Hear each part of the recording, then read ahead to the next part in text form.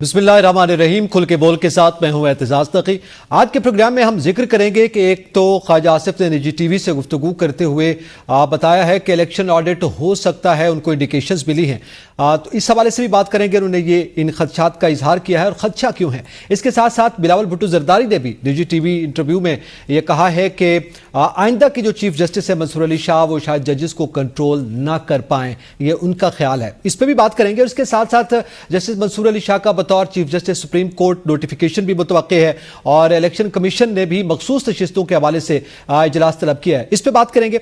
इसके साथ साथ वज़ीर आला खैबर पख्तूनख्वा अली अमीन गंडापुर आज असेंबली में एक नई कहानी सुनाकर चले गए हैं। तो असल कहानी क्या है, असल हकायक क्या है, इसका भी जिक्र करेंगे। और फिर तहरीक इंसाफ के रहनुमाओं ने केपी हाउस के अंदर जो रेंजर्स और पुलिस दाखिल हुई थी उस पर अदालत जाने का फैसला किया है, इस पर भी जिक्र करेंगे। और साथ ही पाकिस्तानी अवाम के लिए एक अहम खबर है कि स्टेट बैंक ने 2024 के हवाले से कर्जों के आदाद शुमार जो है वो जारी कर दिए हैं। पाकिस्तान ने कितना कर्ज लिया है उसकी भी बात करेंगे।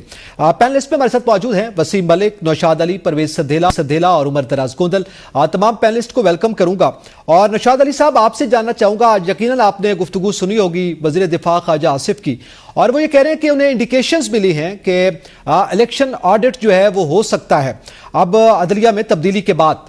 तो आप क्या समझते हैं कि अगर हो जाए, पहली बात तो ये है कि इसमें उनको क्यों खदशात लाहक हैं, और इसके साथ साथ जो वो ये बात कर रहे हैं, ये इंडिकेशंस कहां से आप समझते हैं कि उनको मिली होगी? क्या उनके पास कोई इतलात है? इतलात हो या ना हो, मैं और आप जब बैठकर बात करते हैं तो इलेक्शन ऑडिट अगर कोई करवाना चाहता है या होना चाहिए तो हम सब इसकी तायीद करते हैं कि होना चाहिए। उन्हें कोई भी इतला मिली है, ख्वाजा आसिफ साहब ये समझते हैं कि इलेक्शन ऑडिट जो है वो नहीं होना चाहिए, या वो ये समझते हो कि भाई फर्ज कीजिए कि जी इलेक्शन ऑडिट होगा तो उनकी हुकूमत को फर्क पड़ जाएगा या उनके कोई मसाइल पैदा हो सकते हैं। तो अगर मामला ऐसा है कि ख्वाजा आसिफ को अगर कोई ऐसा डर भी है तब भी इलेक्शन ऑडिट होना चाहिए। देखिए, वोट जो होता है ना, वोट की sanctity is the most important thing. वो नो मैटर व्हाट, इसके ऊपर कोई भी इसकी कॉस्ट पे करनी पड़े, वो आपको कॉस्ट पे करनी चाहिए। क्योंकि अगर आप वोटर की सैंक्टिटी को जब कायम करेंगे तो फिर आप उस पार्लियामान का भी जो है वो जिसे कह लें कि उसकी सुप्रीमेसी जो है या उसकी लीगल वैल्यू को एनहांस कर देते हैं। तो मैं समझता हूं कि ये बात उन्होंने जानबूझकर कही है और उसके कहने के पीछे भी बहुत सारे मकासद होते हैं। इसके जो मेजर मकसद होगा वो ब्रेन साजी होती है, जिसे कहते हैं हम जहन साजी करते हैं, लोगों को तैयार करते हैं।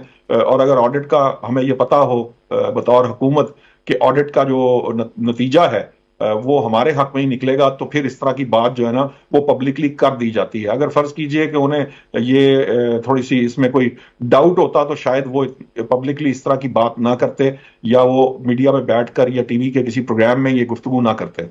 अच्छा, लेकिन वो तो ये कह रहे हैं ना कि इसके बाद हालात संगीन हो सकते हैं। तो हालात की संगीनी तो यकीनी तौर पर वो इंडिकेट कर रहे हैं कि उनके लिए हालात संगीन होंगे। ये जरूरी नहीं है कि वो कहें कि हालात संगीन जो है वो उनके लिए ही हो सकते हैं, किसी और के लिए भी हालात संगीन हो सकते हैं, सियासी जमातों के लिए भी हो सकते हैं और अदरवाइज भी हो सकते हैं। देखिए, मामला ये है कि हालात संगीन हो ना हो, हुकूमत रहे या ना रहे, हर दो सूरत के अंदर ये इंपॉर्टेंट है कि इलेक्शन ऑडिट हो। फर्ज कर लीजिए कि अगर उसके अंदर किसी ने कहीं पर भी अगर कोई गड़बड़ की है तो वो अवाम के सामने आना चाहिए। ये अवाम की ये पहली और आखिरी तरजीह होगी। सियासी जमातें इसके खिलाफ जितनी मर्जी बात करें या किसी को कोई डर हो, वो अपनी जगह है, लेकिन ये इलेक्शन ऑडिट अगर फर्ज कीजिए कहीं पर कोई इस तरह की इंडिकेशन मौजूद है तो मैं तो समझता हूं कि इसको बतौर कैंपेन चलाना चाहिए कि इलेक्शन का ऑडिट कराया जाना चाहिए। इलेक्शन का ऑडिट होगा तो जो इस गवर्नमेंट की जो लीगल वैल्यू है या लीगैलिटी है, उस पर जितने भी क्वेश्चन मार्क्स हैं वो खत्म हो जाएंगे या ये हुकूमत खत्म हो जाएगी। तो हर दो सूरत के अंदर जो नतीजा निकलेगा वो मेरी नजर में बेहतर ही होगा। ऐसी गवर्नमेंट जिसके ऊपर बहुत ज्यादा आर्गुमेंट हो या उसके ऊपर बहुत उसकी जो लीगल वैल्यू है उसके ऊपर क्वेश्चन मार्क हो, तो उस क्वेश्चन मार्क को दूर किया जाना चाहिए। बिल्कुल उसी तरह जैसे एक जमाने के अंदर आपको याद होगा कि एक 35 पंक्चर का एक सियासी बयान था, तो वो सियासी बयान की जगह अगर उस वक्त की हुकूमत जो है वो फौरी रिएक्ट करती और उन हलकों को खोलकर उसकी दूध का दूध और पानी का पानी कर देती, तो फिर शायद ये 35 पंक्चर का जो सियासी बयानिया है ये बहुत तकवीयत ना पकड़ता। और उसके बाद भी ये जो अब बात होती है कि 2/3 मेजॉरिटी थी या कोई क्लीन स्वीप था सुन्नी इत्तेहाद काउंसिल का, شاید وہ بات اس طرح نہ ہو سکتا ہے کہ نتائج جو ہیں کیونکہ ہماری نظر میں یا ہمارے جو کے پی کے دوستوں سے بات ہوتی ہے یا جرنلسٹ سے بات ہوتی ہے، اس پہ کوئی شک نہیں کہ وہاں پر پاکستان تحریک انصاف مضبوط ہے، وہاں پر وہ آج بھی ان کا ووٹر موجود ہے، لیکن جس طرح سے ان کی نشستیں آئی ہیں جس میں جے یو آئی فے خاص طور پر جس طرح سے ڈینٹ ہوئی ہے، تو ہو سکتا ہے کہ بعض جگہوں پر ایسے نتائج ہوں جو مینیپولیٹ کیے گئے ہوں، کیونکہ وہاں پر ایک عرصے سے ان کی حکومت ہے، وہاں پر سارا سٹاف جس طرح یہاں پر الزام دیا جاتا ہے کہ یہاں پر کوئی ایک جو گروپ ہے یا نگران حکومت تھی وہ کوئی سپورٹ کر رہی تھی نون لیگ کو یا سندھ میں پیپلز پارٹی کو، تو ہو سکتا ہے کہ وہاں کا جو سیٹ اپ ہے وہ پاکستان تحریک انصاف کو سپورٹ کر رہا تو ہو سکتا ہے کہ کسی صوبے کے اندر کوئی تبدیلی جو ہے نا اس کے بڑے واضح چیزیں نظر آ جائیں، یا ہو سکتا ہے کہ آپ کے جو قومی اسمبلی ہے اس کے اندر جو اس کے اندر تبدیلی ہو جائے۔ میرا خیال ہے حکومت تبھی بولتی ہے جب اس کو لگتا ہے کہ یہ اس کے فائدے کی بات ہے۔ ٹھیک ہے، اچھا اب اسی کے ساتھ ہی پرویز سندھلت صاحب دوسری جانب ظاہر ہے بلاول بھٹو زرداری صاحب نے جو گفتگو کی ہے وہ بھی بڑی عام شخصیت ہے، آج کل بڑے ایکٹیو بھی ہیں، وہ یہ بات کر رہے ہیں کہ جو آئندہ کے چیف جسٹس سپریم کورٹ ہیں لسٹ کے حساب سے یا سینیارٹی کے حساب سے منصور علی شاہ صاحب، وہ بطور چیف جسٹس شاید ججز کو کنٹرول نہ کر پائیں، وہ یہ سمجھتے ہیں کہ وہ ججز کو کنٹرول نہیں کر پائیں گے، تو کیا کہا جائے کہ ان کے ابھی ظاہر ہے ان کے اندر کیا پوٹینشل ہے کیا نہیں ہے، وہ ابھی چیف جسٹس کے طور پر سامنے نہیں آئے، ابھی ان کو ایکسپیرینس نہیں کیا گیا، تو وہ پہلے ان کی صلاحیتوں پر سوال اٹھا رہے ہیں۔ اچھا نکی، سب سے پہلے تو تمام جو دوست بیٹھے ہوئے ہیں ان کو میرا سلام، اور دوسری بات یہ ہے کہ وہ یہ جو شاہ صاحب ہے نا، انہوں نے میرے خیال میں وہ جو ان کی تاریخی تقریر ہے نا جو جذبات میں آ کر گئے ہیں، انہوں نے اس کے لیے زیادہ مسائل پیدا کیے ہیں، ادروائز ہو سکتا ہے سنی سنائی باتوں پر کوئی اتنا غور نہ کرتا یا اتنا اثر، لیکن وہ جو انہوں نے سر عام کھڑے ہو کر بیچ چوراہے میں ایک تقریر کی، ظاہر ہے وہ ایک کنونشن تھا، اور وہاں پھر اس کے بعد پھر انہوں نے پاکستانیوں کے بجائے امریکنوں کے ساتھ بیٹھ کر وہاں پر بھی یہ پیغام دینا کی کوشش شاید کی ہوگی۔ کچھ لوگ یہ بھی احساس کر رہے ہیں کہ انہوں نے میسج دیا کہ جناب ہمارے آنے کے بعد آپ کے ساتھ بھی تعلقات ہمارے ٹھیک رہیں گے، وہ کافی متنازع رہا، تو شاید اسی تناظر میں وہ کہہ رہے ہیں۔ اور دوسری یہ بات ہے کہ وہ اپنے آپ کو بہت زیادہ متنازع کر چکے ہیں۔ ایک تو ہوتا ہے نا جس طرح یہ جنرل فیض صاحب تھے، وہ سال سوا سال پہلے ہی اپنے آپ کو چیف آف آرمی سٹاف جو ہیں وہ گنوا چکے تھے، ہر جگہ پہ لکھوا چکے تھے، اور ان کے جو ظاہر ہے فوج کے اندر ایک حصے کو یہ بات باور کروا چکے تھے کہ آنے والے دور میں ہوں، تو یہ بات بھی ان کے اینڈ پہ آ کر کافی ان کے نیگیٹو پن کے میں، تو یہیں پر جو بلاول بھٹو زرداری صاحب وہ کسی حد تک ٹھیک کہہ رہے ہیں۔ دیکھیں نا، ابھی سے ایک بات تو کنفرم ہے کہ 8 اگر منصور علی شاہ صاحب کے ساتھ ہیں تو کوئی 5 7 10 ان کے خلاف کھڑے ہیں۔ اب ہم اسی تناظر کو لیں گے نا کہ جو ان کے ساتھ تھے، ان کے ہم خیال تھے، انہوں نے ان کے ساتھ مل کر فیصلہ دیا، انہی جیسا ملتا جلتا فیصلہ دیا، وہ ان کے ساتھ ہیں، اور جنہوں نے فیصلہ ان جیسا نہیں دیا، ان کی جیسی سوچ نہیں ہے، وہ ان کے خلاف ہے۔ تو وہاں پر آگے جا کر ہو سکتا ہے ان میں سے کوئی ایک آدھ جو ہے وہ ادھر چلا جائے یا ادھر سے ادھر آ جائے، تو اگلے 2 2.5 3 سال مسائل تو رہیں گے۔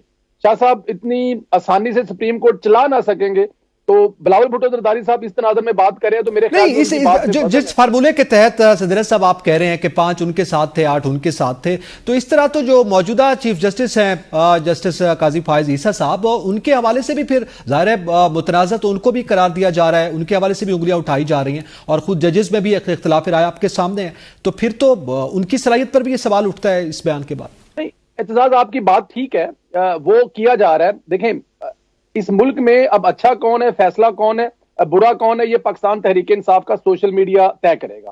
پاکستان تحریک انصاف سے ہمدردی رکھنے والے، پیار کرنے والے، عمران خان کی الفت میں مرنے والے جو یوٹیوبر ہیں وہ فیصلہ کریں گے۔ اگر عمران خان کے حق میں دیکھیں باقی تقریباً سارے فیصلے عمران خان کے حق میں ہی آئے ہیں، اگر یہ پارٹی کا نشان لینے والا بھی فیصلہ پاکستان تحریک انصاف کے حق میں آتا تو آج جو الفاظ آپ قاضی صاحب کے لیے کہہ رہے ہیں شاید وہ نہ ہوتے، یا اس کے بعد 2 4 چیزیں جو اور ایسی ہو گئی جو پاکستان تحریک انصاف کو پسند نہیں آئی، وہ اگر ایسی نہ ہوتی تو یہ جو ایک ماحول کریٹ کیا کہ دیکھیں پاکستان جو قاضی صاحب ہے نا، میرے اور آپ کے کہنے سے کیا فرق پڑے گا، بھٹو صاحب کو 40 سال کے بعد انصاف دیا انہوں نے۔ یہ جو فیصلہ ابھی 2 دن پہلے ہوا ہے، آئین کو ری رائٹ کرنے والا، دیکھیں یار ظلم اور زیادتی نہ کریں، تو قاضی صاحب کو جو متنازع بنایا جا رہا ہے وہ ان کا حلف لینے کے بعد ہوا ہے، لیکن منصور علی شاہ تو حلف لینے سے پہلے ہی اور جان جالی ٹکی نہیں دے کڑی جڑی ہو نہ سکی، یہ والا کام ہوا ہے، سوری غیر مناسب لفظ ہے، لیکن وہ والا معاملہ ہو گیا نا، یہاں پہ تو ابھی حلف بھی نہیں اٹھایا اور متنازع ہو گئے ہیں، تو قاضی صاحب حلف اٹھانے کے بعد 2 4 فیصلے دینے کے بعد ان کے بارے میں یہ تاثر پایا جاتا ہے۔ ٹھیک ہے. اچھا اب اسی میں عمر دراز, بلکہ میں وسیم ملک پہلے آپ سے جان لیتا ہوں پھر عمر دراز سے بھی بات کر لیتے ہیں, لیکن آپ یہ بتائیے گا کہ یہاں حلقوں میں یہ خبریں گردش کر رہی ہیں کہ آئندہ کے چیف جسٹس کے طور پر منصور علی شاہ صاحب کا جو ہے نوٹیفیکیشن جاری ہونے والا ہے یا متوقع ہے.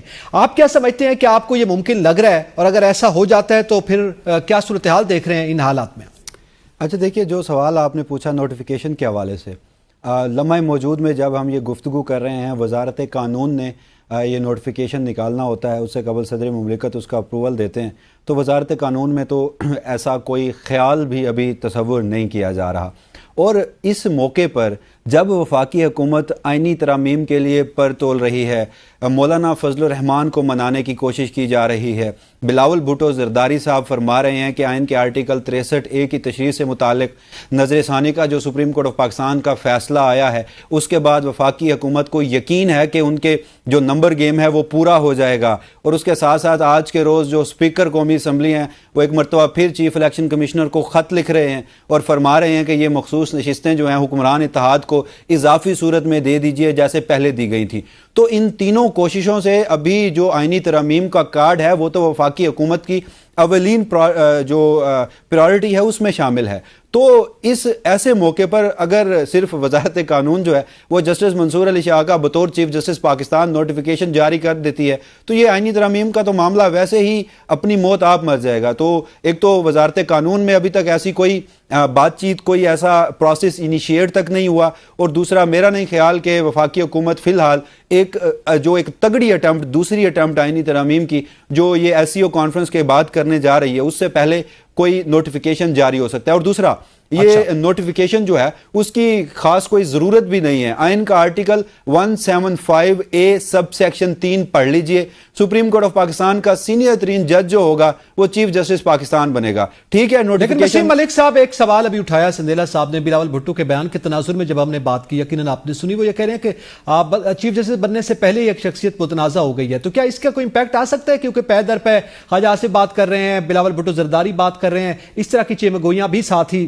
شروع ہو گئی ہیں. دیکھیے بڑی معذرت کے ساتھ بلاول بھٹو زرداری صاحب بڑے قابل احترام ہیں, انہوں نے آج کے روز ایک سٹیٹمنٹ دیا اور اس کے اوپر ہم سب بھی یہ گفتگو کر رہے ہیں. مجھے ایک بات سمجھ نہیں آتی کہ چیف جسٹس جو ہے ان کا کام سپریم کورٹ آف پاکستان کے ججز کو کنٹرول کرنا ہوتا ہے, یعنی ہم براہ راست یہ تسلیم کر رہے ہیں کہ چیف جسٹس جو ہیں وہ عدلیہ کی آزادی میں مداخلت کر رہے ہیں. آئین پاکستان میں جو ہم نے پڑھا ہے اس میں تو درج ہے کہ چیف جسٹس وہ جو سینئر ترین جج ہوتا ہے سپریم کورٹ آف پاکستان کا, اور سپریم کورٹ آف پاکستان کے 17ویں نمبر پہ جونیئر ترین جج, ان کا جو سٹیچر ہے وہ ایکول ہے, ان کا جو جوڈیشل ورک ہے وہ ایکول تصور کیا جائے گا. ہاں چیف جسٹس کو نہیں بلکہ چیف جسٹس آفس کو کچھ زیادہ انتظامی ایڈمنسٹریٹو اختیارات ہوتے ہیں. باقی رہی بات ججز کو کنٹرول کرنے سے متعلق, تو اگر چیف جسٹس ججز کو کنٹرول کرتے ہیں تو اس کا مطلب ہے عدلیہ کی آزادی میں مداخلت کر رہے ہیں. پھر بھی بلاول بھٹو زرداری صاحب کے اس بیان کو مان بھی لیا جائے تو وہ جسٹس منصور علی شاہ کے بارے میں کہتے ہیں کہ وہ سپریم کورٹ کے ججز کو کنٹرول نہیں کر پائیں گے. تو قاضی فائز عیسیٰ صاحب کو اگر وہ رکھنا چاہتے ہیں, آئینی عدالت میں لانا چاہتے ہیں, یا یہیں سپریم کورٹ آف پاکستان میں توسیع دینا چاہتے ہیں, تو پھر یہ مان لیا جائے کہ قاضی فائز عیسیٰ صاحب نے ججز کو کنٹرول کیا, تو پھر آپ 12 جولائی کا فیصلہ دیکھ لیجئے. قاضی فائز عیسیٰ صاحب جوڈیشل سائیڈ پر بھی مائنورٹی میں چلے گئے اور پھر انتظامی سائیڈ پر یعنی کہ پریکٹس اینڈ پروسیجر کمیٹی میں بھی مائنورٹی میں گئے, تو پھر آپ کو ترمیمی آرڈیننس لانا پڑا. تو یہ جو بیان تھا یہ اٹ سیلف ان آئینی ترامیم کے خلاف ہی میں تصور کرتا ہوں بلاول بھٹو زرداری صاحب کا کہ جی چیف جسٹس جو ہیں وہ ججز کو کنٹرول کرتے ہیں. اچھا اب اس میں آپ کیا سمجھتے ہیں عمر دراز گوندل, آپ کے نزدیک آئینی ترامیم کا ذکر ہو رہا ہے اور پیراللی ساتھ یہ باتیں اور یہ بیانات بھی سامنے آ رہی ہیں. آئینی ترامیم جو ہیں وہ اب شنگھائی تعاون تنظیم کا جو اجلاس ہونے جا رہا ہے اس کے بعد تک مؤخر کر دی گئی ہیں, اور آج پھر مولانا صاحب کے ساتھ بھی ملاقاتیں اور ان کے حوالے سے یہ بیانات سامنے آئے ہیں کہ وہ مشروط طور پر رضامندی کا اظہار بھی ان کی جانب سے کیا گیا ہے. کیا حقائق دیکھ رہے ہیں آپ؟ اچھا 2-4 باتیں کر کے ہم ڈاٹس کو جوڑنے کی کوشش کرتے ہیں. ایک تو سندھیلا صاحب فرما رہے تھے کہ آنے والے چیف جسٹس جو ہیں وہ متنازع ہو گئے ہیں. ججز پرسپشن کی بنیاد کے اوپر متنازع نہیں ہوتے, ججز اپنے فیصلوں کی بنیاد کے اوپر متنازع ہوتے ہیں. اگر منصور علی شاہ صاحب کوئی ایسا فیصلہ دیں گے تو میں اور سندھیلا صاحب مل کے, ہم سب مل کے ان کو کرٹیسائز کریں گے. میرا نہیں خیال کہ ان کے کریڈٹ کے اوپر کوئی متنازع قسم کا الیکشن ہے, ان کے کریڈٹ کے اوپر کوئی کسی انتخابی نشان چھیننے والا کوئی اس قسم کا ہے. تو یہ قبل از وقت بات ہے. اگر آپ یہ چاہ رہے ہیں کہ آپ ان کے بارے میں اگریسو باتیں کر لیں گے تو وہ پریشرائز ہو جائیں گے, میرا خیال ہے آپ کو پھر لاہور ہائی کورٹ دیکھنی چاہیے, ان کا ٹینیور دیکھنا چاہیے. ایک بات. دوسری بات رہی نوٹیفیکیشن کی, تو وہ وسیم صاحب نے بڑی تفصیل کے ساتھ بتا دیا کہ نوٹیفیکیشن کی ضرورت نہیں ہے, کانسٹیٹیوشن میں یہ لکھا ہوا ہے کہ سینئر جج نے بننا ہے. اب رہی بات کے جو بیانات ہیں, دیکھیے آپ اس سارے سینیریو کو دیکھیے گا تو مولانا صاحب کے حوالے سے تاثر قائم ہے. سارا دن خبریں چلی ہیں, چلوائی گئی کہ جی مولانا صاحب مان گئے. مولانا صاحب تو پہلے دن سے مانے ہوئے. کس دن سے مولانا صاحب نہیں مانے ہوئے؟ مولانا صاحب کی بات تو پہلے دن سے یہی ہے کہ وہ ترمیم کے حوالے سے تیار ہیں. اب پرسن اسپیسیفائڈ نہیں ہونی چاہیے, قاضی صاحب کو جانے دیں, اس کے بعد بات کریں گے. آج مولانا صاحب کا یہی موقف ہے. اور دوسری بات, یہ جو خط لکھا ہے اسپیکر قومی اسمبلی نے, صرف اسپیکر قومی اسمبلی نے خط نہیں لکھا بلکہ آج اسپیکر پنجاب اسمبلی نے بھی خط لکھا ہے. یہ اٹ سیلف بتاتا ہے کہ گورنمنٹ کا نمبر پورا نہیں ہے. اگر گورنمنٹ کا نمبر پورا ہوتا تو گورنمنٹ آج کسی بھی صورت کے اندر جو ہے وہ یہ خط نہ لکھتی اور یہ مطالبہ نہ کرتی کہ ہمیں سیٹیں دی جائیں. یہ ارینجمنٹ کرنے کی کوشش کی جا رہی ہے, لیکن اس سب کے بیچ میں ہماری نظریں نیشنل اسمبلی کے اوپر ہیں. ہم سب نیشنل اسمبلی کو اس ایکویشن کو بنا رہے ہیں. جو اصل گیم چینجنگ فیکٹر ہے وہ سینٹ ہے. وہ دو وجوہات کی بنا کے اوپر ہے. سینٹ کا ہاؤس مکمل نہیں ہے, صوبہ خیبر پختونخوا کی نمائندگی نہیں ہے, وہاں پہ الیکشن نہیں ہوا. ایک پوائنٹ تو یہ ہے. دوسرا, وہاں پہ آپ کیسے کریں گے, یہ ایک بہت بڑا سوال ہے. اگر مولانا صاحب آپ کی حمایت نہیں کرتے, جو کہ نہیں کرنے جا رہے. دیکھیے سچی بات تو یہ ہے کہ قاضی صاحب کی اب شاید سسٹم کو ضرورت اگر ہو بھی تو وہ اتنے مہنگے پڑیں گے سسٹم کو کہ آپ دیکھیے کہ وکلا آپ کے خلاف ہیں, پولیٹیکل پارٹیز آپ کے خلاف ہیں. صرف دو لوگ ہیں, صرف دو پارٹیز ہیں جو اس وقت چاہتی ہیں کہ ان کو ریٹین کیا جائے. اور وہ آج جس طرح آپ خواجہ آصف کے بیان کی بات کر رہے تھے, بھائی یہ کون سے ملک کے اندر ہوتا ہے جہاں پہ آپ یہ کہیں کہ ہمیں خدشہ ہے الیکشن آڈٹ کا.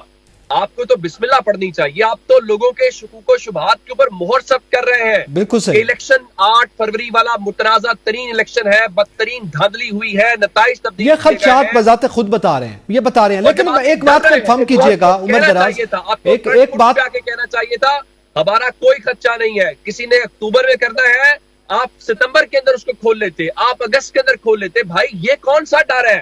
تو اس لیے میرے خیال سے حکومت فرسٹریٹڈ دکھائی دے رہی ہے. اچھا, اب اسی میں عمر دراز آپ نے ایک بات کی کہ مولانا فضل الرحمان راضی نہیں ہے, وہ نہیں مانیں گے. لیکن دوسری جانب سے یہ اطلاعات ہیں کہ وہ کنڈیشنل ظاہر ہے, جیسے ابھی آپ نے ذکر کیا, بلکہ انہوں نے یہ ڈیبیٹ اوپن کی تھی کانسٹیٹیوشنل کورٹ کے حوالے سے. تو دوسری جانب یہ بھی ہے نا کہ جو مولانا صاحب کی تجاویز تھی وہ حکومت نے مان لی ہیں. تو کیا اس صورت میں آپ کیا نتیجہ دیں گے؟ کیا تجاویز ہیں؟ وہ تجاویز کہہ رہے ہیں قاضی فائز عیسیٰ کو گھر جانے دیں. کیا تجاویز مان لی گئی ہیں؟ وہ کہہ رہے ہیں کہ فوجی عدالتوں ہماری بات سے پیچھے ہٹیں. کیا اسے ہٹ گیا؟ یہ ساری ایک پرسپشن بلڈ کی جا رہی ہے. مولانا صاحب جن باتوں کے اوپر سٹینڈ کر رہے ہیں, آپ کو پتا ہے کہ آئینی ترمیم والے معاملے کے اوپر تو عمران خان بھی سگنیٹری ہیں. کیا اس کے اوپر وہ نہیں ہے؟ اصل بات یہ نہیں ہے. یہاں صرف سوال کیا ہے, جو مولانا صاحب کا بھی اور باقی سارے, جس میں جماعت اسلامی بھی کھڑی ہے, جس میں تحریک انصاف کھڑی ہے, دیگر جماعتیں یہ کہہ رہی ہیں کہ بھائی قاضی صاحب کیوں ضروری ہے. آپ ڈیبیٹ اوپن کریں, آپ کہیں جی ہمارے سسٹم کے اندر ریفارمز ہونی چاہیے, یہ بات درست ہے. آپ آئیں, انڈیا کا ماڈل اپنا لیتے ہیں, 5 سینئر ججز, یہ ڈیبیٹ ہی ختم ہو جائے کہ اس کو شامل ہونا چاہیے تھا, اس کو شامل نہیں ہونا چاہیے تھا, اس کو چیف جسٹس نے بنا دیا. پھر وہی بات آ جائے گی نا جو تجاویز پاکستان بار نے دی ہیں, اسی حوالے سے اسی تناظر میں آپ بات کریں. یقینی طور پر وہ ساری تجاویز سامنے آئیں گی, لیکن یہ سوال اپنی جگہ موجود ہے کہ حکومت یا نہیں. اس پہ مزید بھی بات کرتے ہیں اور اس کے ساتھ ساتھ اپنے نیکسٹ ٹاپک کا ذکر کریں گے. ایک بریک کے بعد ساتھ رہیے گا. Welcome back. آگے بڑھتے ہیں اور ذکر کرتے ہیں کہ مخصوص نشستوں کے حوالے سے بھی جو اسپیکر قومی اسمبلی نے لیٹر لکھا, اس پہ اجلاس بھی طلب کیا گیا ہے. وسیم ملک, آپ کیا سمجھتے ہیں, کیا اس کو چیلنج کیا جا سکتا ہے یا سپریم کورٹ کی جانب سے اس پہ کوئی ریئیکشن سامنے آ سکتا ہے؟ اچھا دیکھیے اسپیکر نے جو اب تک 2 خطوط لکھے ہیں, ایک خط تو پہلے لکھا گیا تھا اور اس کے بعد سپریم کورٹ آف پاکستان کا مخصوص نشستوں پر غالباً 23 ستمبر کی یہ تاریخ تھی جب تفصیلی حکم نامہ آ گیا. مگر اس سے پہلے ہم نے دیکھا کہ 14 ستمبر کو ایک 4 صفحاتی وضاحت بھی جاری کی گئی تھی جو کہ الیکشن کمیشن آف پاکستان کی جانب سے ہی مانگی گئی تھی. اور ان 4 صفحاتی وضاحت تھی 14 ستمبر کی, وہ بھی ڈیٹیل ججمنٹ میں اس کا حصہ بنایا گیا تھا.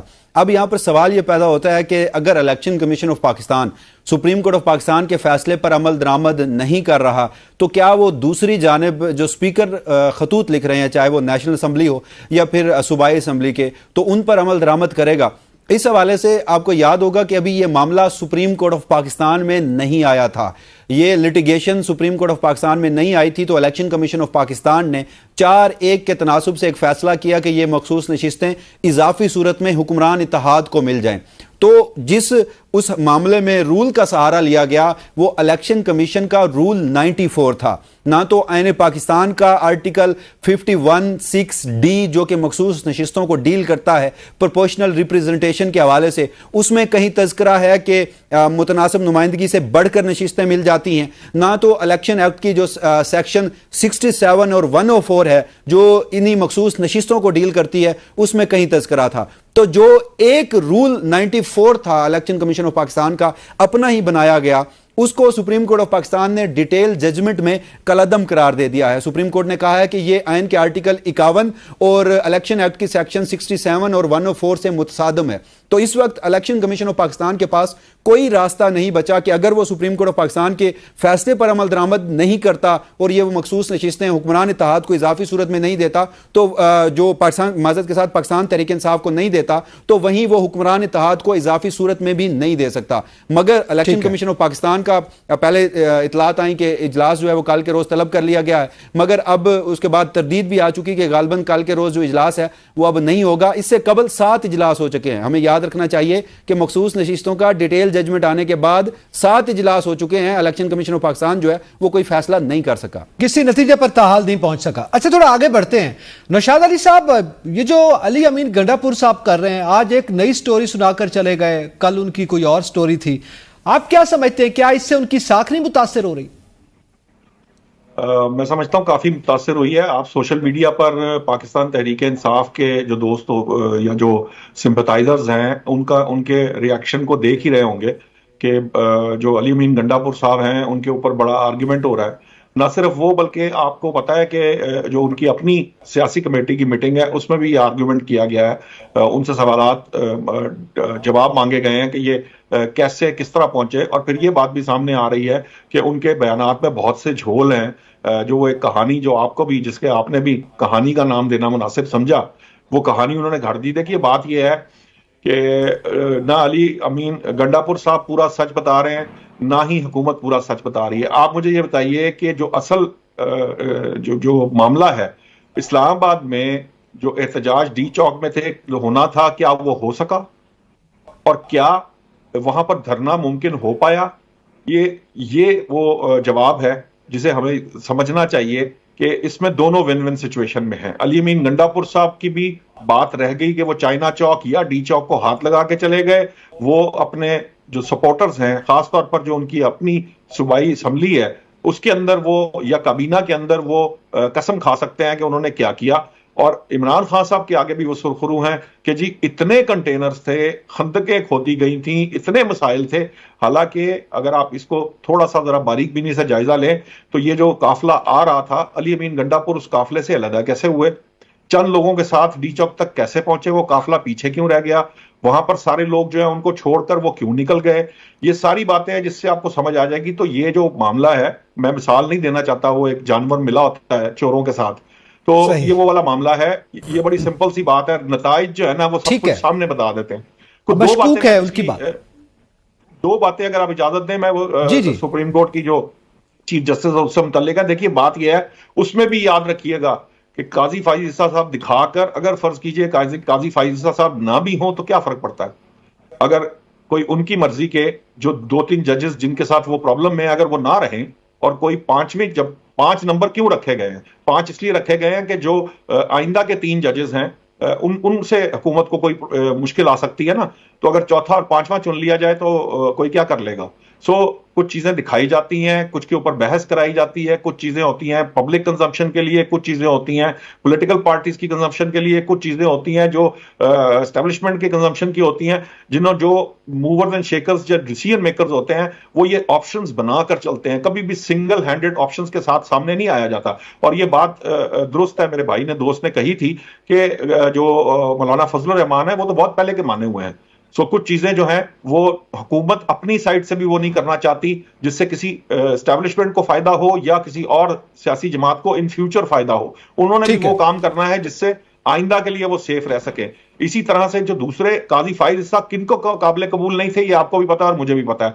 सो बहुत सी चीजें हैं जिनको आपको साथ लेकर ब्रिज करके चलना पड़ता है जब आप हुकूमत में होते हैं। और इसी तरह जो चीफ जस्टिस होता है उससे ये मैटर नहीं करता कि चीफ जस्टिस कौन है। जब चीफ जस्टिस बन जाता है तो फिर सारी चीजें मैनेज भी हो जाती हैं, सारी चीजें होनी भी होती हैं, कमेटी भी बन जाती है, फिर हुकूमत सपोर्ट भी दे देती है और अपनी मर्जी की कमेटी के साथ आगे जो फैसले हैं वो भी आ जाते हैं। सो अभी तक जो सिचुएशन आपके सामने है उसके अंदर आप ये नहीं कह सकते कि सिर्फ काजी फाइज ईसा साहब जो हैं उनके ही मामला तक बात पहुंचेगी। अगर काजी फाइज ईसा साहब दिखा के कोई और अगर साहब आ जाएं जो हुकूमत जिसके साथ सेटिस्फाई हो तो उसमें क्या बुराई का। ठीक है, वो कार्ड जो सीने से लगा के रखा गया वो बाद में जो है वो ओपन हो सकता है, आप ये कह रहे हैं। अच्छा, इसी में मैं परवेज संदेला साहब, हमारी अमीर गंडापुर के जो बयान है और मुतजाद बयानात का जिक्र कर रहे हैं, उसमें जैसे अभी निशात अली साहब ने भी जिक्र किया कि उनकी स्टोरी पे उनके कारकुन तो शायद यकीन नहीं कर रहे अभी तक, जो एक तासुर सामने आ रहा है, लेकिन उसके साथ साथ उंगलियां दूसरी जानिब भी उठ रही हैं। तो आप क्या कहते हैं इस सारी सूरत हाल में कौन जिम्मेदार है, असल हकायक क्या है? सर, बाबा बुल्ले शाह का एक बड़ा मशहूर शेर है, बुल्ले आ घुंघरू पा यार मनावन चलिए, नच नच यार मनाइए चलिए। अब इमरान जो गंडापुर साहब है ना, उनके पास अब एक चीज रह गई है कि वो घुंघरू बांध लें और वो इमरान खान को नाच नाच कर मनाने की कोशिश करें। और इमरान खान के फॉलोअर्स अगर उनको ना बनाया तो शायद, या इमरान खान के वो जो लवर्स, वो यूट्यूबर, वो डिजिटल पे काम करने वाले, उनको अगर वो नहीं बनाएंगे ना ये घुंघरू बांध कर और नाच नाच कर, तो गल बननी नहीं, उसने वजीरल रहना नहीं है। देखिए जिस किस्म की वो स्टोरियां सुना रहे हैं ना, अपनी कल वाली जितनी बातें हैं उनसे उठाकर वो उल्टी साथे बातें कर रहे हैं। पहली बात तो ये मुझे जरा ये बताएं कि वो इस्लामाबाद से 50 किलोमीटर दूर थे, उनका पूरे का पूरा काफिला वहां पर खड़ा था, उस काफिले को वहां पे खड़ा करके वो खुद केपी के हाउस क्यों पहुंच गए? कोई सवाल करे, उनसे पूछे ना वो क्यों पहुंच गए। और अगर दूसरी तरफ से उनको लेके आया तो वो भी बताया कि कैसे लेके आ गए। शहबाज गिल साहब ने कहा जी कि वो नहाने के लिए आए हैं, और दूसरा वो खुद कह रहे हैं जी नहीं, नहाने के लिए नहीं आए, हम लोग थके हुए थे, चाय पीने आए हैं। फिर वो कह रहे हैं कि हमारी कोई शर्त नहीं थी, हमने कोई फतह नहीं करना था, हमने कहा था हम डी चौक पहुंचेंगे, हम डी चौक पहुंच गए, तो बात तो खत्म होगी। देखिए गंडापुर साहब जो हैं वो कोशिश कर रहे हैं कि दोनों साइडें चलाएं आखिरकार। अच्छा, मुझे वैसे हमदर्दी है उनसे कि उन्होंने अगर देखा जाए तो किसी बड़े हादसे से इस मुल्क को बचा भी लिया है। वरना इमरान खान साहब ने जो प्लान बनाया हुआ था ना, वो के बगैर किसी लीडर के एक हजूम को छोड़ दें इस्लामाबाद पर, वो आग लगाए, वो जलाए, उसको हम ऑन नहीं करेंगे बाद में तो बांग्लादेश वाली क़यामत आ जाएगी। ये बड़े मसाइल हैं। और गंडापुर साहब की तमाम स्टोरियां अपने लोगों को मनाने के लिए वैलिड हैं या नहीं है, लेकिन उनके इस कदम की वजह से मेरे ख्याल में पाकिस्तान जो है वो किसी बड़े हादसे से बचा है। एसओसी जो है इजलास एक बड़ा अहम होना जा रहा है। वैसे ये बड़ी अच्छी डेवलपमेंट का आप जिक्र कर रहे हैं संदेला साहब के, आपको हमदर्दी हो गई है इस स्टोरी के बाद, कारकुनान जो है वो थोड़ा पीछे हट रहे हैं, तो ये एक बड़ी डेवलपमेंट है जिसका इजहार आप कर रहे हैं। सर देखिए, कारकुन अगर आप कारकुनों को लेके आए हैं तो जो आप उनको कह कर लेकर आए हैं, अगर वो आप नहीं करेंगे तो वो डिसअपॉइंटेड होंगे। लेकिन क्योंकि आपने उनको लेके आना है और इमरान खान को बताना है, जैसे मेरे भाई ने भी जिक्र किया कि इमरान खान को बताना है, बावर कराना है कि देखो भाईजान असी डी चौक पहुंच गए हैं। और दूसरी साइड आपने जाहिर है, देखें यार, एक सूबे का वज़ीर आला है, उसने अपना सूबा भी तो चलाना है, उसको बजट भी चाहिए। बड़ा अहम इजलास है, यहाँ पे रूस आ रहा है, यहाँ पे सऊदी अरेबिया आ रहा है, यहाँ पे चाइना आ रहा है, यहाँ पे हिंदुस्तान आ रहा है, कोई यहाँ पे कोई सरमायाकारी करके जाएगा, कोई पॉजिटिव मैसेज लेके जाएगा तो उसके सूबे को भी फायदा होगा, उसके लोगों को भी फायदा। मुझे एक बात तो बताएं, गंडापुर का दिल नहीं करता कि वो अपने सूबे के लोगों के लिए काम करे? क्या उसका दिल नहीं करता वहां पे पानी हो, वहां पे बिजली के बिल फ्री हो, वहां पे लोगों को रोजगार मिले हो, यूनिवर्सिटी? गंडापुर का अंदर से दिल तो करता होगा ना, लेकिन वो क्या करे? क्योंकि उसको इमरान खान जो बेचने के लिए कह रहा है, उसके जो फॉलोअर सुनना चाहते हैं उसको करना पड़ता है। हालांकि उसको चाहिए ये कि ये तमाम चीजें छोड़ दे, इनकार कर दे, इमरान खान साहब किसी और को बना दे, अगर आपने ये सब कुछ कराना है, मुझसे ये नहीं होता, मैं तो अपने सूबे की खिदमत करूंगा। और उसकी तरफ ये पहला कदम उठाया है उसने। ये तमाम चीजों से मेरे तो ख्याल में इसको पहला कदम कहा जाएगा कि गंडापुर का पहला कदम है कि इमरान खान की नाफरमानी, और इमरान खान को बकायदा मैसेज भी दिया गया जो करना है कर लें, मैं तो अपने मुल्क के खिलाफ नहीं जाऊंगा। तो मुझे तो कम अज कम गंडापुर के साथ बड़ी हमदर्दी इस बात के बाद हमदर्दी हो गई है। अच्छा, अब मैं उमर दराज गोंदल साहब आपसे जानना चाहता हूं, ये आज तकरीर करते हुए उन्होंने जहां पे एक स्टोरी सुनाई है वहीं पे साथ ही वो ये जिक्र कर रहे हैं कि आईजी इस्लामाबाद, इस पे बड़े जज्बाती अंदाज में उन्होंने बात की है कि उनकी तनकीद भी की है और ये कहा गया उसको ना हटाया गया तो हम फिर धावा बोलेंगे इस्लामाबाद पर। और आप क्या समझते हैं कि उनका ये जो दूसरी बार ये ऐलान किया गया कि हम आएंगे इस्लामाबाद और पहुंच कर दिखाएंगे, और इसके साथ साथ उन्होंने और भी बहुत सी बातें की, यकीनन आपने पूरी गुफ्तगू सुनी है जो यहाँ पे जिक्र नहीं किया जा सकता, आप समझते हैं पाकिस्तान तहरीक इंसाफ और अली अमीन गंडापुर की क़यादत में अब दोबारा इस्लामाबाद में एहतजाज की पोजीशन में है? वो क्रिकेट में एक टर्म यूज होती है, वेल लेफ्ट। मेरे ख्याल से गंडापुर साहब को अब खामोश रहना चाहिए, वो जितना बोलेंगे उतनी ज्यादा कंट्रोवर्सी क्रिएट होगी। अब अगर वो मोहसिन नकवी साहब का नाम नहीं ले पा रहे तो सबको पता है कि आईजी इस्लामाबाद की क्या पोजीशन या क्या हैसियत हो सकती है। वो तो उनको तो स्पेशल मोहसिन नकवी साहब लाहौर से लेके गए थे, डीआईजी जो है वहां के उनको भी लेके गए थे। तो आप सिर्फ अगर बात आईजी तक आ गई है तो फिर जाहिर है शायद फेस सेविंग दोनों तरफ मिल रही है। मेरे ख्याल से अली अमीन गंडापुर की जो इस हवाले से जो वो स्टोरी सुना रहे हैं, ये उनका हक है, उनका वरियन है, वो जो भी कहे उनको पूरा राइट है। लेकिन इसको अगर आप देखें, पब्लिक पल्स को भी देख लें और तहरीक इंसाफ का जो सपोर्टर है सोशल मीडिया पे बाकी जगहों पे भी, उससे यही ऑब्जर्वेशन है कि शायद वो भी इसको एक्नॉलेज नहीं कर रहा, उसको मान नहीं पा रहा। उसमें एक चीज जरूर हुई, जिस तरह तहरीक इंसाफ के जो बानी चेयरमैन है उनके ऊपर जो पाबंदी मुलाकातों की लग गई, तो हुकूमत ने बड़ा स्मार्टली मूव किया। उनकी जो स्मार्ट मूव है उससे ये हुआ कि खान साहब ने कोई इसके ऊपर कोई एंडोर्समेंट नहीं दी या ये नहीं कहा कि मेरा इससे कोई ताल्लुक नहीं है, तो वो जरा कंट्रोवर्सी और बन गई। तो अब बाकी जो क़यादत है वो हर बार भी कहे, क्योंकि बैरिस्टर गौहर इंडोर्स कर रहे थे थोड़ी देर पहले मैंने उनका सुना, लेकिन जब तक अडियाला से गुफ्तगू नहीं होगी, असल बात तो वही है, तब तक मेरा ख्याल ये है कि गंडापुर साहब जो भी कहते रहे लोग यही कहेंगे कि नहीं ये कर रहे हैं। यानी बहुत सारे सवालात उठने भी चाहिए। अगर उनकी बात अपनी जगह पे जायज भी हूं कि मैं इतने घंटे यहाँ पे रहा फिर मैं वहां चला गया, मेरे ख्याल से जिससे आप इख्तलाफ कर सकते हैं, बेहतर होता कि आप अगर केपी हाउस से खैबर पख्तूनख्वा पहुंचने में कामयाब हो गए हैं तो बेहतर होता कि आप रात के किसी लम्हे ही अडियाला के करीब तो ना जाते, कम से कम डी चौक के करीब आ जाते और डी चौक में गिरफ्तारी दे देते, लोगों के सामने गिरफ्तारी दे देते। अगर आपको ये डर था कि खैबर पख्तूनख्वा हाउस के अंदर आपको जरा अच्छे तरीके से ट्रीट नहीं किया जाएगा, ये बेहतर होता, उनका कद और बड़ा होता। और सियासी जो कायदीन है, जो लीडरान है, वो गिरफ्तारियां देते हैं। हमेशा तहरीकों में हमने देखा है माजी के अंदर कि जब ऐसी कोई सिचुएशन पैदा होती है तो उनकी ख्वाहिश होती है मेरी घर पे गिरफ्तारी ना हो, मेरी चार दीवारी के अंदर गिरफ्तारी ना हो। लोग चौक में जाते हैं, किसी चौराहे में जाते हैं, किसी मजमे के सामने जाते हैं। अगर आपको याद हो, मैं आपको एक मिसाल देना चाहता हूँ, जब वुकला तहरीक और बाकी मामला चल रहे थे तो इमरान खान गिरफ्तारी देने पंजाब यूनिवर्सिटी पहुंचे थे, जहां पे वो बदमज़गी जमीयत वाली हुई थी। तो इसी तरीके से और भी बहुत सारी मिसालें उसकी मौजूद हैं। मेरे ख्याल से ज्यादा बेहतर होता। और फिर वो जो कह रहे थे कि मैं फिर आऊंगा, हमारे सीने हाजिर हैं, ये सीने उन्हें डी चौक में हाजिर करने चाहिए थे और फिर आने से आ जाएंगे, ठीक है। लेकिन सवाल ये है कि आपका कारकुन अब कितना मॉरलाइज्ड है या डीमोरलाइज्ड है, वो कितना इस बात के ऊपर यकीन करेगा कि आप तो आ जाएंगे, मंजिल मकसूद पे पहुंच पाएंगे या फिर उनके साथ स्टे करेंगे। मुझे तहरीक इंसाफ के कारकुन के साथ हमदर्दी इसलिए है कि हर सियासी जमात का कारकुन जमहूरियत का असल असासा होता है, लेकिन जिस रात वो शेलिंग खा रहे थे, जिस दौरान वो गिरफ्तारियां दे रहे थे, अगर उस दौरान आप इस बुनियाद के ऊपर हूं कि गिरफ्तारियों से डर रहे थे या गिरफ्तारियों से ये कह रहे थे आपको ट्रीट नहीं किया जाएगा, तो ये कोई फेयर किस्म की बात नहीं है। फेयर बात नहीं है, मेरे ख्याल से कारकुन के साथ जो है ज्यादती हुई है यकीनन, और इसी वजह से ये बहस जो है वो जारी और सारी है। इस पर मजीद इसका भी हम किसी हद तक जिक्र करेंगे, क्योंकि आइंदा के पंजाब के मुख्तलिफ शहरों में पाकिस्तान तहरीक इंसाफ ने शेड्यूल जारी किया है, इसकी हिकमत अमली का भी जिक्र करेंगे और इसके अलावा नेक्स्ट टॉपिक का भी जिक्र करेंगे। एक ब्रेक के बाद साथ रहिएगा। Welcome back. अब जरा जिक्र करेंगे कि पाकिस्तान तहरीक इंसाफ की रहनुमाओं ने यह ऐलान किया है कि वो कोर्ट का रुख करेंगे। क्यों? क्योंकि खैबर पख्तूनख्वा पर हमला हुआ, वहां पे पुलिस और रेंजर्स थी, तो जो सूरत हाल बनी उसके हवाले से, और फिर आर्टिकल 6 लगाने का भी मुतालबा किया गया उनकी जानिब से। मैं वसीम आपसे जानना चाहूंगा, आप क्या समझते हैं? वो जाहिर इसको चैलेंज करेंगे, जाएंगे कोर्ट पर, दरख्वास्त दायर की जाएगी, अदालत क्या एक्शन ले सकती है?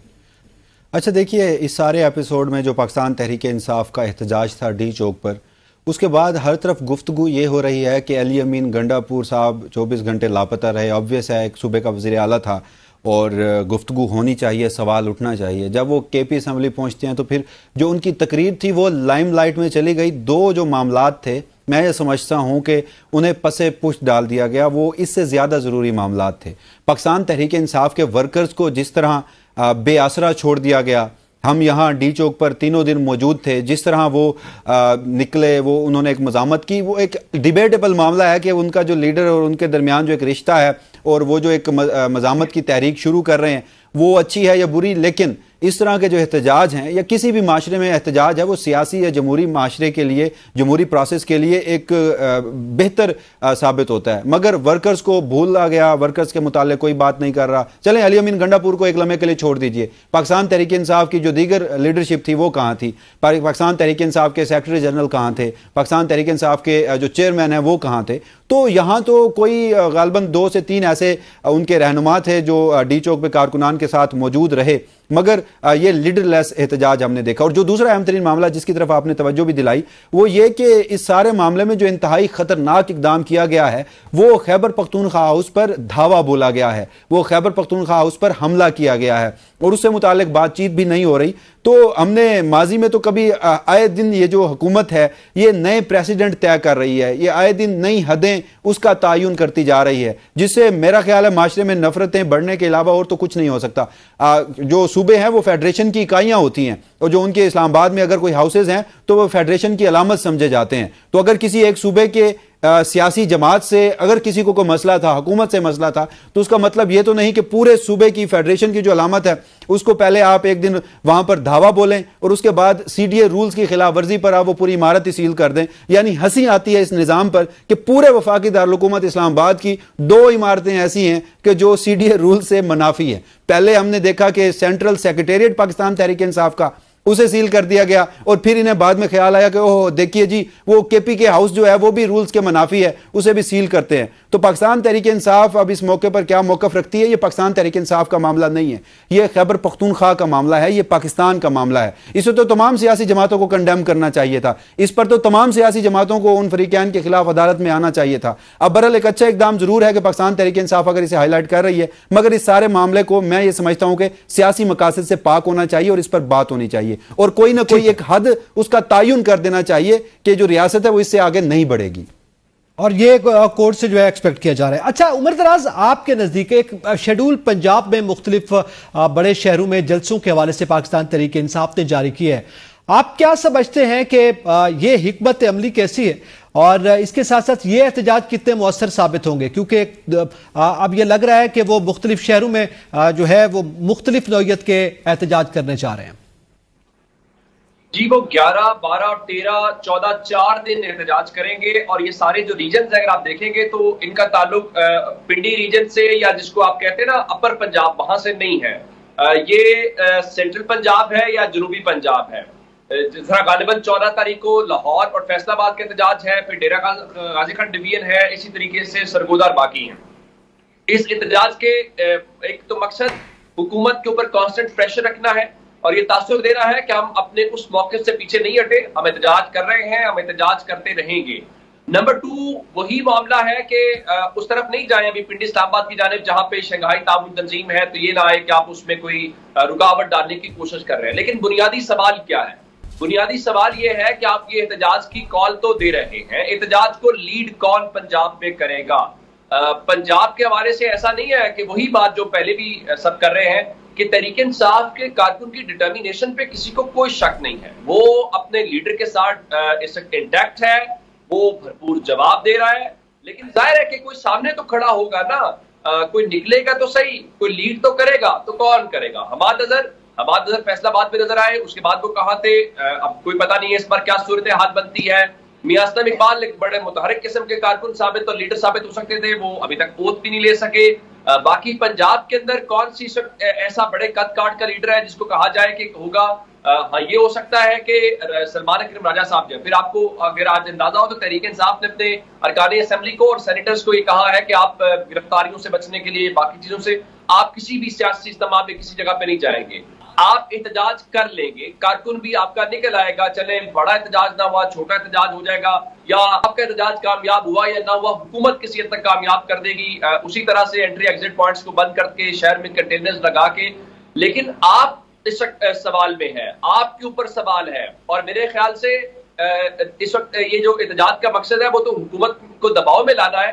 لیکن مجھے یوں لگ رہا ہے کہ جیسے یہ تحریک انصاف کے اندر بھی چیزوں کو فلٹر کر رہا ہے, پیوریفائی کر رہا ہے کہ ان کی لیڈرشپ کتنی اپنے اس کاز کے ساتھ کھڑی ہے, کون اس وقت جو ہے اس پوری پریشر کو برداشت کر سکتا ہے. اس دوران آپ کو نئے لیڈرز نظر آئیں گے. آپ نے دیکھا کہ ڈی چوک کے اوپر یا اسلام آباد کے اندر مختلف لوگ جو اتنے پرومیننٹ نہیں تھے وہ لیڈ کرتے ہوئے دکھائی دیے, ان کو سوشل میڈیا پہ اپریشیٹ کیا گیا, ان کو ویسے اپریشیٹ کیا گیا. تو اسی طرح سے ظاہر ہے جب کرائسس ہوتا ہے, تحریک انصاف کے اندر لیڈرشپ کا کرائسس ہے, آپ مانیں یا نہ مانیں, چونکہ تحریک انصاف ایک ہی شخص کے ارد گھومتی ہے, باقی سب لوگ جو ہیں وہ اس میں کوئی فٹ نہیں آئے گا, تو وہ بالکل جس طرح کہتے ہیں نا آؤٹ آف فیشن سسٹم سے آؤٹ ہو جائے گا. ٹھیک ہے, تو اب کون جگہ لے گا, یہ احتجاج موجودہ قیادت کو فلٹر بھی کریں گے, ایکسپوز بھی کریں گے, اور پھر نئے لیڈرز بھی سامنے آئیں گے, ان کا یہ فائدہ ہو سکتا ہے اس حکمت عملی کا. اچھا, اب تھوڑا ملکی جو معیشت ہے اس کا ذکر کرتے ہیں. نشاد علی صاحب, آپ کو پتہ ہے کہ اسٹیٹ بینک نے اعداد و شمار جاری کیے ہیں. 2024 تک تاریخ کی بلند ترین سطح پہ ہمارے جو ڈیٹس ہیں وہ پہنچ چکے ہیں, لونز ہمارے پہنچ چکے ہیں, تو اس میں آپ کے نزدیک یعنی یہ فگر بتایا گیا 70,362 ارب روپے کے ہم مقروض ہیں, اور ہمارے جو وزیر اعظم ہیں وہ یہ کہہ رہے ہیں کہ اب ظاہر ہے آئندہ مہنگائی میں بھی کمی آ رہی ہے, معیشت بہتر ہو رہی ہے, اور ہماری کوشش ہے کہ یہ IMF کا آخری پروگرام ہو. کیا یہ ممکن دکھائی دے رہا ہے اس صورتحال میں آپ کو؟ دیکھیے, یہ جو دو طرح کے IMF پروگرامز ہوتے ہیں. ایک وہ جو آپ یہ جس طرح کا ہم پروگرام لے رہے ہیں, کیونکہ بہت کرائسس لائک سچویشن کے اندر یا ڈیفالٹ کے قریب جانے پہ جب آپ کوئی پروگرام لیتے ہیں تو وہ اسی طرح کے ہوتے ہیں جس طرح آپ نے دیکھا. ہم نے ایک چھوٹا پروگرام جو اس سے پہلے تھا, اور اب یہ جو ایک پروگرام لیا گیا, یہ ذرا اور طرح کا پروگرام ہوتا ہے. ایک پروگرام IMF کی طرف سے ہوتا ہے جس میں آپ ڈیولپمنٹ کے لیے پروگرام لیتے ہیں. اگر اس طرح کا پروگرام لینے کی بات ہو, یعنی اگر اس طرح سے آپ جا کر IMF سے ڈیمانڈ کریں کہ ہم پروگریس کے لیے, ڈیولپمنٹ کے لیے کوئی ہم لے رہے ہیں, یہ ڈیٹ مینجمنٹ کے لیے یا لون مینجمنٹ کے لیے نہیں لے رہے, تو پھر تو کوئی اتنا مسئلہ نہیں ہے. یہ جو اس وقت سچویشن ہے, دیکھیے بات کیا ہے, بات یہ ہے کہ اس وقت جو آپ کی اکانومی ہے اب وہ ICU سے نکل کر وارڈ میں آ گئی ہے. ابھی وہ بھاگنا نہیں شروع ہوئی, یا وہ ابھی چل کر صحت یاب ہو کر ہاسپٹل سے نکل نہیں گئی, لیکن اس کے امکانات پیدا ہوتے چلے جا رہے ہیں کہ آپ کی معیشت جو ہے وہ عنقریب اپنے پاؤں پر کھڑا ہونا شروع کر دے گی, یعنی کہ وہ بیڈ سے اتر کر چلنا شروع کر دے گی. اس کی بہت ساری وجوہات ہیں, وہ سارے میکرو اکنامک انڈیکیٹرز جو ہیں وہ ابھی تک پازیٹیو ہیں, اور یہ جن لونز کی آپ بات کر رہے ہیں 70,000 کی, یہ ساری لون مینجمنٹ کے لیے ہی ایکچولی IMF کا پلان لیا گیا ہے. یہ جو آپ کو ایکسٹرنل ڈیٹ کے مسائل تھے, انٹرنل ڈیٹ کو یہ نئے سرے سے ری پروفائلنگ کر رہے ہیں اس کی, اور جو ایکسٹرنل ڈیٹ بھی ہے اس کے علاوہ بھی مختلف ADB سے یا ورلڈ بینک سے یا دوسرے فائنینشیل انسٹیٹیوشنز ہیں, اس سے جو آپ کا ایکسٹرنل لوننگ ہے اس کو بھی ری پروفائل کیا جا رہا ہے, جو اس میں جو جیسے کہتے ہیں کہ ہیوی انٹرسٹ ریٹ پہ جو لیے ہوئے ہیں ان کو دوبارہ سے لیا جائے گا. اور جو آپ کو فیسلٹی ملی ہے ابھی سعودی عرب سے آئل کی, جو ایک ہاں جی ڈیفر پیمنٹ کی آپ کو فیسلٹی ملے گی, کچھ علیحدہ سے کچھ لونز ملنے شروع ہوں گے, ADB اور ورلڈ بینک سے کچھ لوننگ شروع ہوگی. تو یہ سارا کچھ جو اس وقت سامنے سناریو اس وقت جب ہم بات کر رہے ہیں, تو ابھی تو فی الحال ایسی کوئی چیز نظر نہیں آتی جس سے آپ یہ کہہ سکیں کہ اکانومی کو کوئی بڑا پرابلم آئے گا.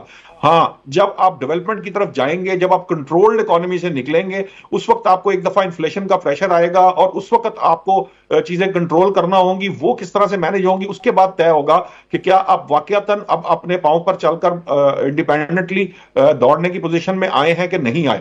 سو اس لیے ابھی تو فی الحال اگر آپ یہ سمجھیں کہ گورنمنٹ جو کلیم کر رہی ہے یہ کسی حد تک درست ہے, یہ صرف گورنمنٹ کے کلیم نہیں ہے, یہ آپ جو انٹرنیشنل ریٹنگ ایجنسیز ہیں ان کا بھی اگر آپ آئیڈیا لگا لیں, اور جو فائنینشیل انسٹیٹیوشنز ہیں IMF سمیت, اگر وہ بھی آپ کو کہہ رہے ہیں, وہ بھی اس کو انڈورس کرتے ہیں. صرف IMF جو جن چیزوں کی طرف توجہ دلا رہا ہے یا ترجیحات بنا رہا ہے, اگر ہم ان ترجیحات کو کرنے میں کامیاب ہوتے ہیں, جس طرح آپ نے ٹیکس بیس کے اندر ایک بہت بڑا جمپ دیکھا ہے کہ آپ کی ٹیکس جو پیئر ہے اس کی وہ اس دفعہ ایک بالکل جو پہلے ناممکن نظر آتا تھا, اتنے ٹیکس پیئر ایک دم شامل ہوئے ہیں. سو اگر اس طرح ترجیحات کو اگر آپ ٹھیک رکھ کر چلیں گے تو آئندہ تو پھر صورتحال بہتر ہو سکتی ہے, بہت بہتر پوزیشن میں ہوں گے. ٹھیک ہے, پھر ہم یہ دعویٰ کر سکتے ہیں. اچھا صدر صاحب, بالکل شارٹ ٹائمنگ میں آپ سے جاننا چاہتا ہوں, موجودہ حکومت نے پاکستان سے ایک نون کی حکومت نے گزشتہ 4 سالوں میں جو قرض لیا اس کے اوورآل فگرز کو دیکھا جائے تو 22.7 ملین ڈالر کا قرض کا اضافہ ہوا ہے, یعنی کہ مزید اضافہ ہوا ہے اس میں. اور اس کے ساتھ ساتھ ہم کمپیریزن کرتے ہیں PTI کا, جس کا کہتے ہیں کہ جناب وہ اکانومی کو ویک حالت میں چھوڑ کر گئے, ان کے دور میں 16 بلین ڈالرز کا قرض تھا. تو اب کس طرح سے اس کو جسٹیفائی کیا جا سکتا ہے کہ ہر حکومت آتی ہے قرض بڑھتا چلا جاتا ہے؟ سر میں بالکل یہ نشاد صاحب کی تقریباً تمام باتوں سے اتفاق کرتا ہوں, سوائے ایک بات کے اس میں اگر وہ ایڈ کر لیتے کہ اگر عمران خان صاحب اگر تھوڑا سا پازیٹیو ہو جائیں تو یہ جتنی چیزیں پازیٹیو جا رہی ہیں یہ گھوڑے کی طرح دوڑیں گی, اور جس معیشت کو انہوں نے آپریشن تھیٹر سے لا کر وارڈ میں لگایا ہے نا, وہ وارڈ سے ڈائریکٹ چلے گی نہیں بلکہ بھاگے گی دوڑے گی. دیکھیں شہباز صاحب جب یہ کہتے ہیں نا کہ ہم لوگ یہ ہمارا پروگرام انشاءاللہ آخری ہوگا, تو وہ دیکھیں یہ پارٹی پہلے یہ ثابت کر چکی ہے پاکستان کی تاریخ میں, شاید ایک ہی دفعہ 2016 میں میاں محمد نواز شریف صاحب کی دور حکومت میں یہ کام ہو چکا ہے.